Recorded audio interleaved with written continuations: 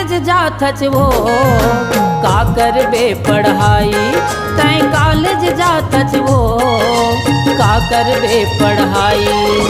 हाथ में धरे कलम किताबल, हाथ में धरे कलम किताबल, करत हवच बड़ाई।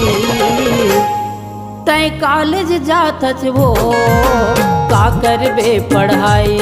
तय कॉलेज जाथच वो का करबे पढ़ाई।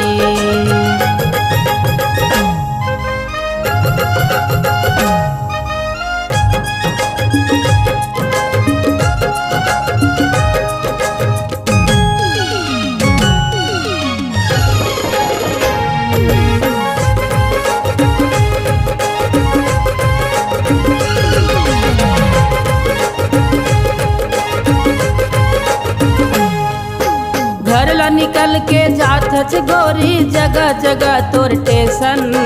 कोरे गाथे बर जानच नहीं, तहाँ देखाथच फैशन। घर ला निकल के जाथच गोरी, जगह जगह तोर टेशन। कोरे गाथे बर जानच नहीं, तहाँ देखाथच फैशन। तुरा सही तोर तन के कपड़ा, तुरा सही तोर तन के कपड़ा, औ लगाए टाई।